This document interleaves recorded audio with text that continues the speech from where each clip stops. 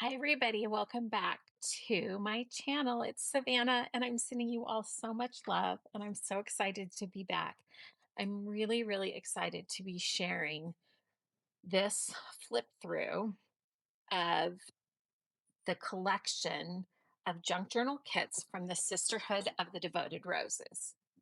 I'm going to need to explain this a little bit. Excuse me. So, if you want to just see the flip through of the kits, then I will put a timestamp on the screen right now of when the flip through actually starts.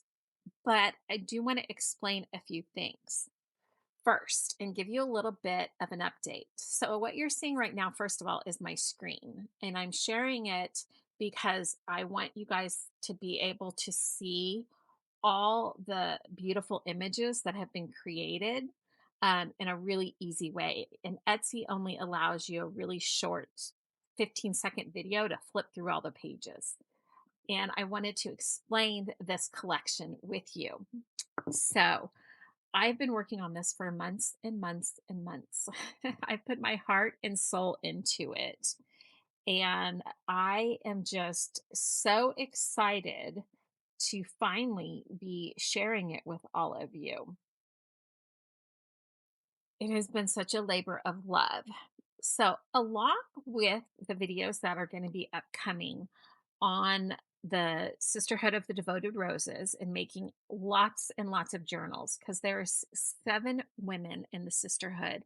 They each have their own kit, they each have their own personality. Um, and so there's something for everybody. I cannot wait to find out what kind of a devoted rose you are. So, once you watch the video, leave me a comment because I want to know which kit each of you resonates with.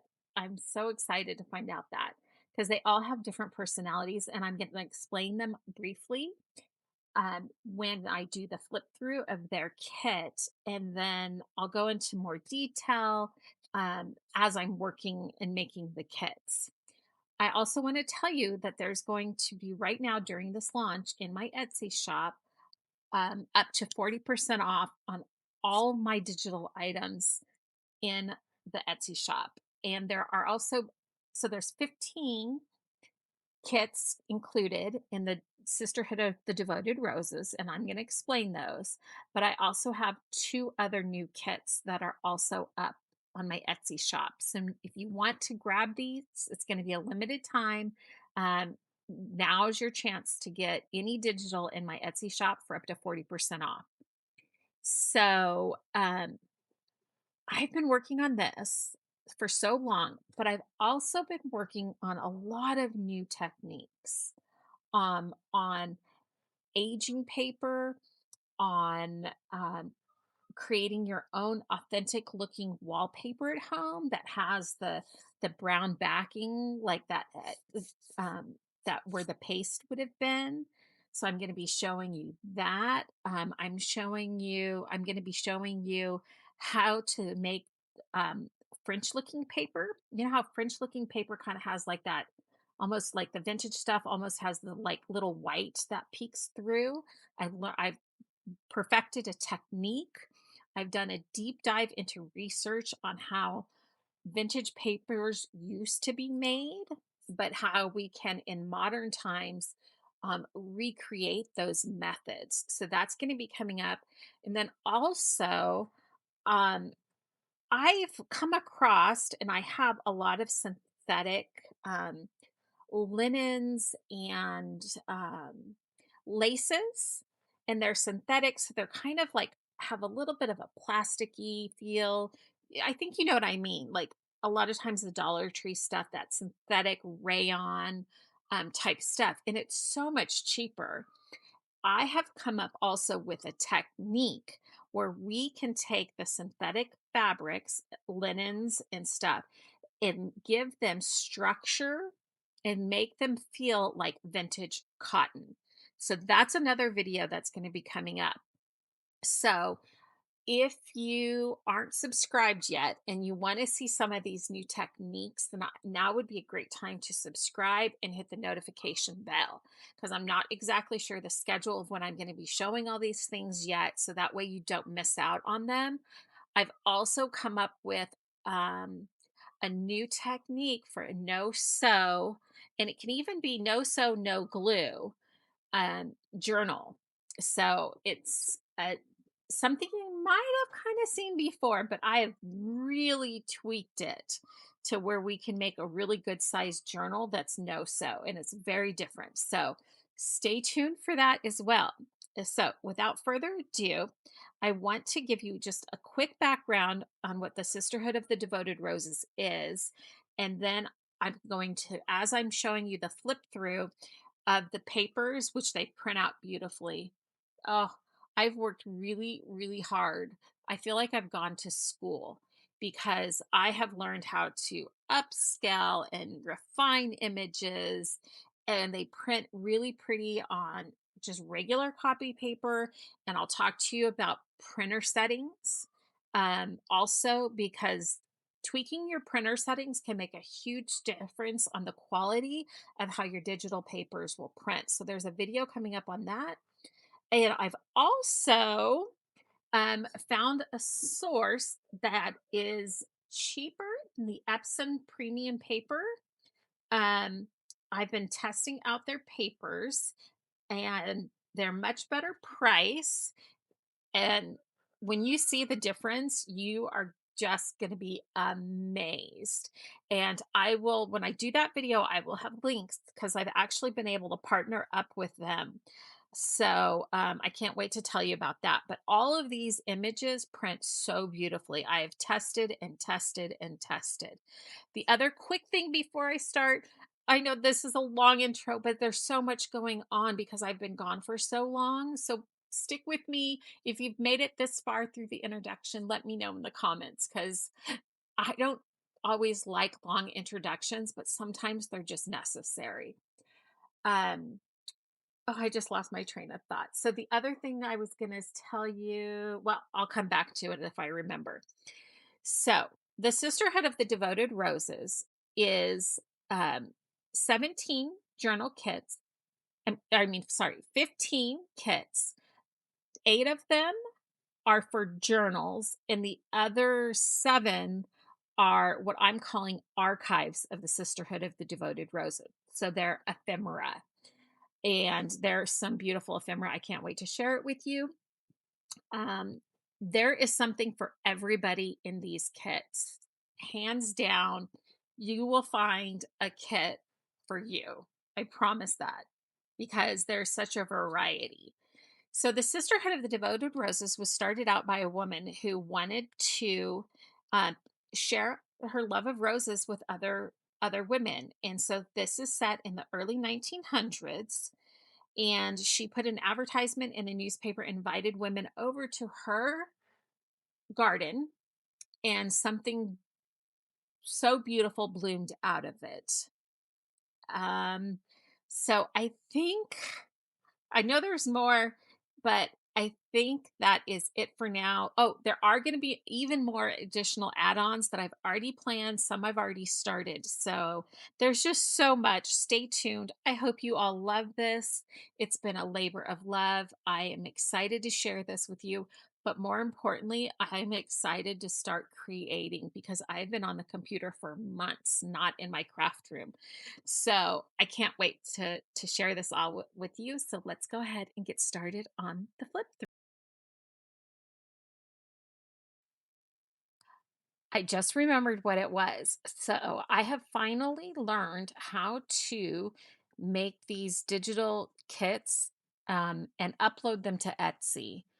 So you will be receiving one PDF file for each whatever you order. Um, well, each kit. If you order multiple kits, you'll get multiple PDFs.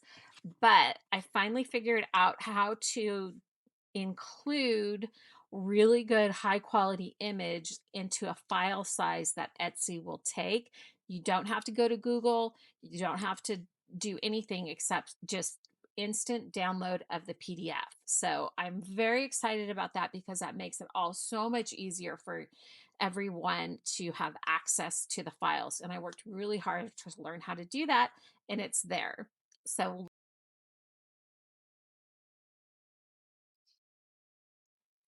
on March 14th, 1911, 6 women arrived at the Whitcomb residence.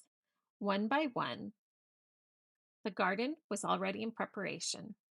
Early blooms carefully tended, pathways swept, and a long wooden table set beneath the climbing crimson roses. Fresh cuttings were placed in simple jars, but not for decoration, they were for study.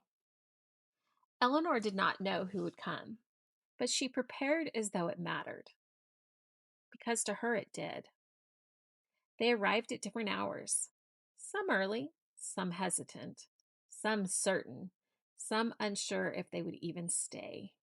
And yet, all 7 remained. At first, the conversation was practical: soil composition, pruning methods, bloom timing. But as the afternoon softened, so did the conversation. They began to speak of other things: letters never sent, gardens planted in memory of someone lost, roses grown not for beauty, but for meaning. And slowly, without announcement, something shifted. This was no longer simply a meeting.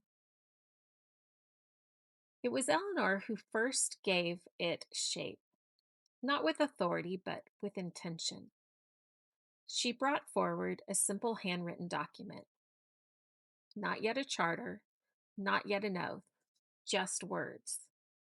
A proposal that they would continue to gather, that they would document their gardens, their lives, their seasons, that they would preserve beauty intentionally, and that what was shared within the garden would be held with care. They all agreed, not formally, not ceremonially, not at first, but with quiet understanding. And from that moment, they became something more. They called themselves the Sisterhood of the Devoted Roses.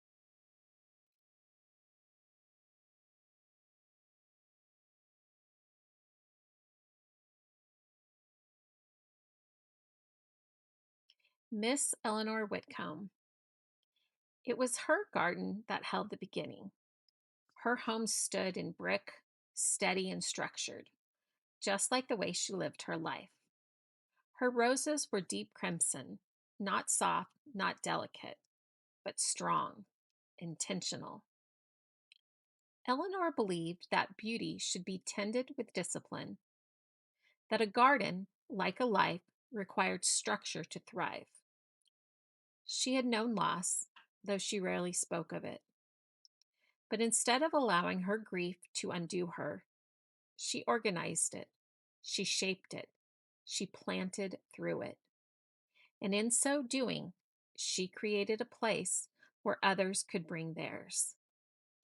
She became, without ever claiming the role, the keeper of the sisterhood.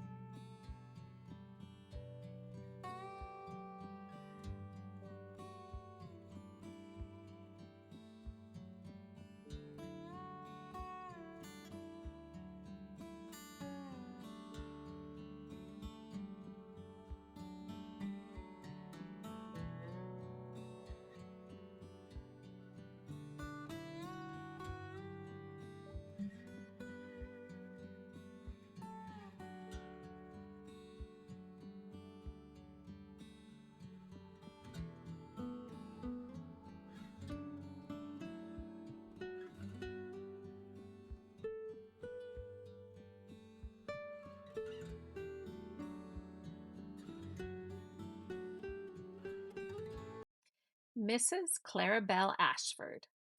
She arrived with softness of morning light, Her home was filled with linen, her days guided by rhythm, her garden alive with bees.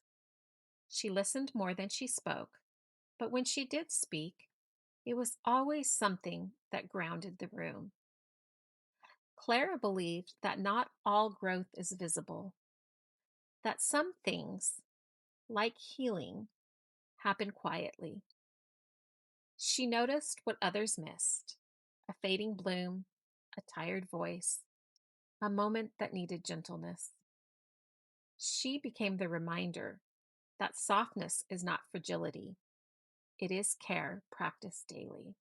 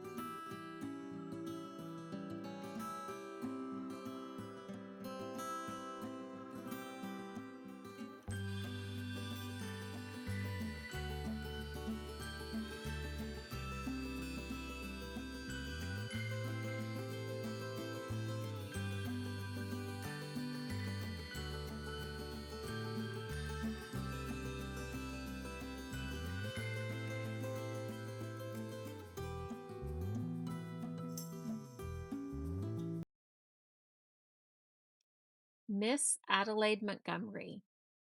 She did not grow ordinary roses. Her conservatory held varieties few had ever seen: striped petals, unusual tones, rare cultivars. She kept detailed records, sketches, notes, observations. Adelaide believed that beauty was something to be studied, not controlled, but understood. She asked questions others didn't think to ask. Why this bloom? Why this color? Why this variation? And through her, the sisterhood began to see roses not just as beauty, but as wonder.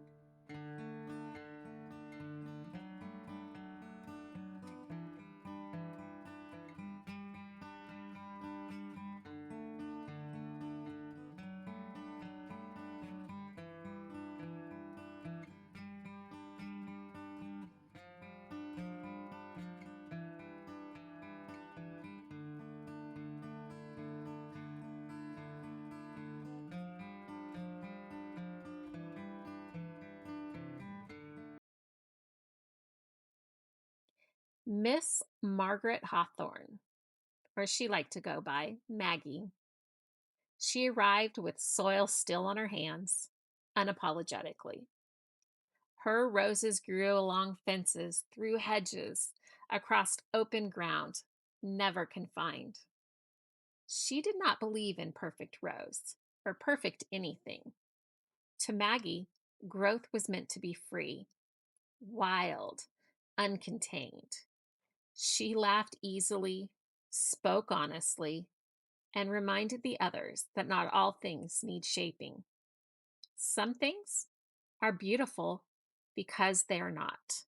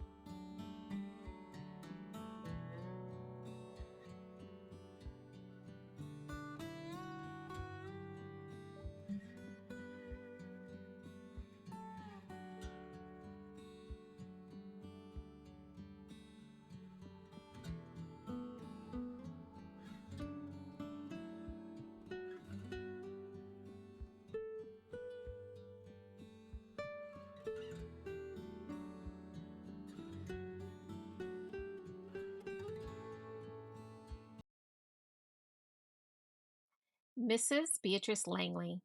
She came dressed in quiet tones. Her home, known for its white roses, stood tall, with blooms lining the balcony, railings like a silent offering. She was a widow, and she carried that truth without explanation. Beatrice did not fill space with words. She allowed silence to exist. But when she spoke, it was always something that remained. She believed that grief and beauty could exist together, not as opposites, but as companions. And through her presence, the sisterhood learned to sit with both.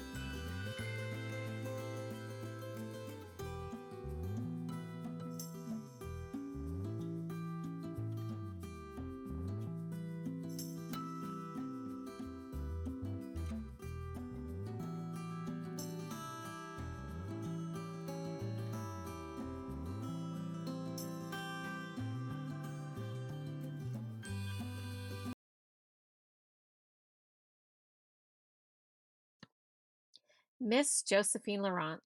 She arrived with articles and letters, always letters, written in different hands from different places: Paris, Lyon, small towns no one else had visited. She was a traveling correspondent, a writer whose life moved between cities and stories. Josephine believed that connection was not limited by distance, that words could carry presence. She brought the outside world into the garden and carried the sisterhood beyond it.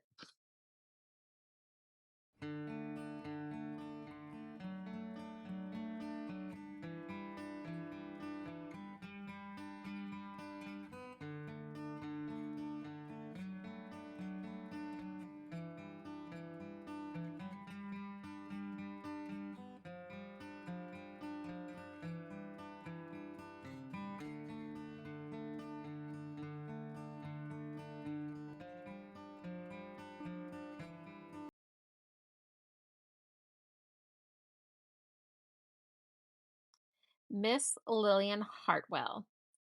She almost didn't come. She stood at the garden gates longer than the others.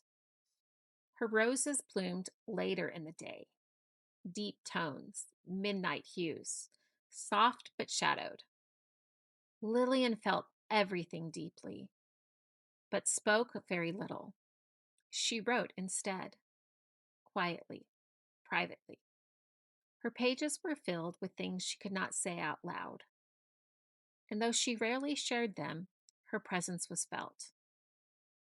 Through Lillian, the sisterhood understood that expression does not always need an audience, only honesty.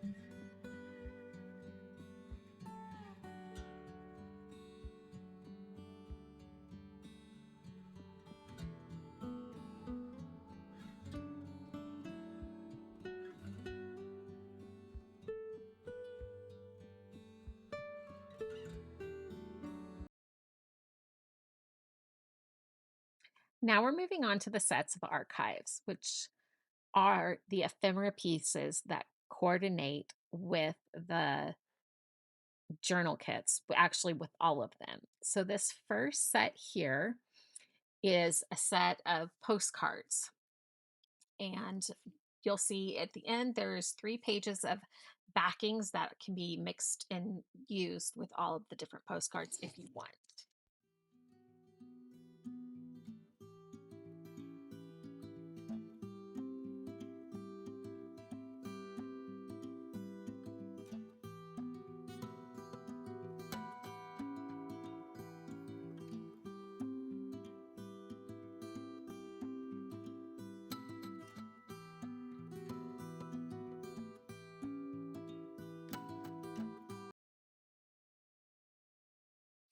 And now we move into the linens. There are 2 different sets. These are the doily linens that are in different shapes. They're unique and they're in a variety of colors and patterns that match all the different women in the sisterhood.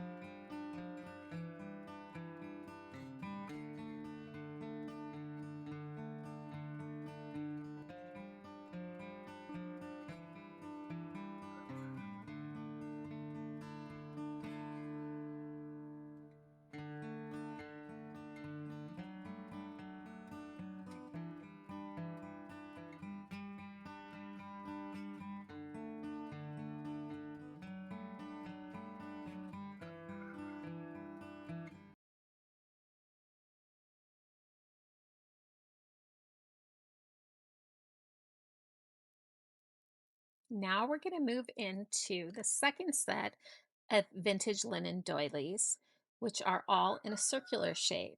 And again, a variety of colors and patterns and styles to match all the different women.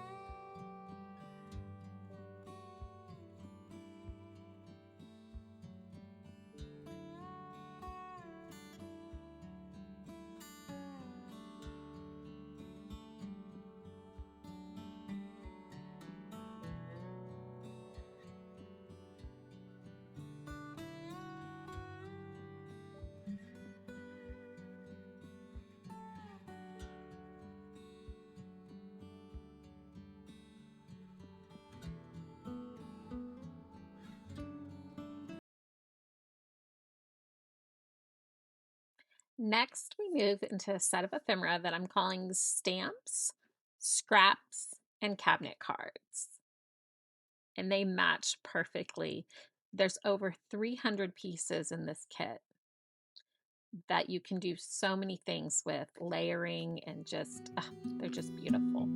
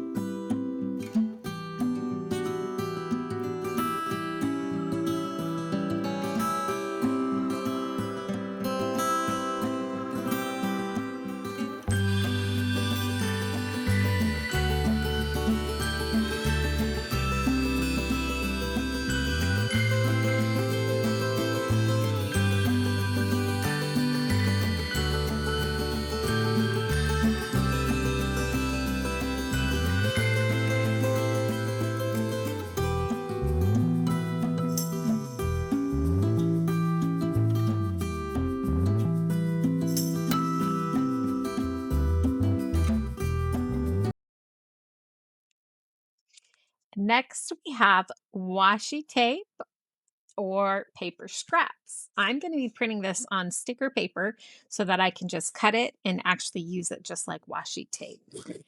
Or you could also print it on fabric and then use it as fabric strips.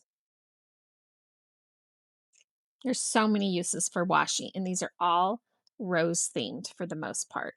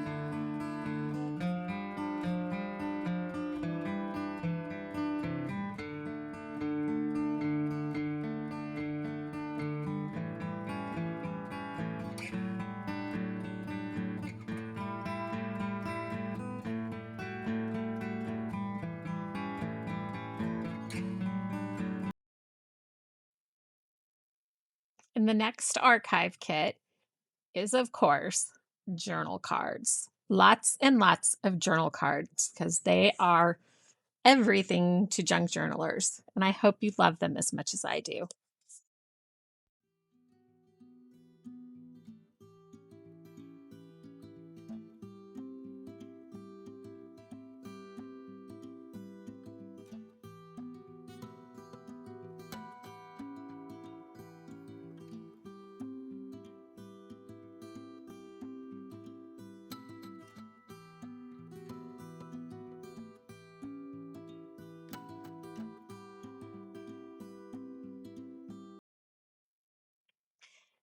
And what's the saying?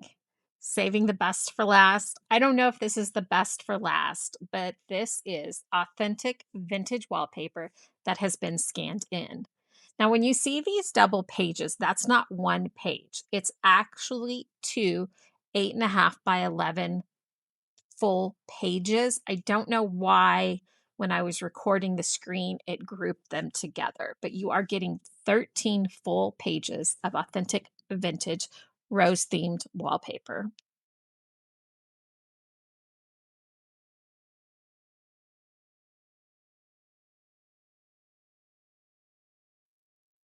So there you have it. That is my collection of the Sisterhood of the Devoted Roses. I hope you all love it as much as me. I know I can't wait to get started actually creating journals and ephemera and so many beautiful things with this collection. And I can't wait to see what all of you create. Please remember, if you share some, if you make anything, take photos, upload it to the community section on my YouTube channel page so that I can see all the beautiful things that you all are making. So I just thank you so much for watching. Let me know how you like it. I've put so much time into this. It's like my baby. Um, it took almost as long as it does to make a baby, it feels like, but not really. But anyways, you know what I mean. I hope you all love it so much. Thank you so much for spending this time with me today. And now let's go ahead and close in a prayer. In the name of the Father, the Son, and the Holy Spirit. God, thank you for the beauty found in small beginnings, for the spaces where people are gently brought together, and for the stories that remind us that we're not alone. Bless every creative soul watching. Meet them in their own quiet places and guide their hands as they create. Amen. Remember, you are loved and you are cherished. Until next time, Love always, Savannah.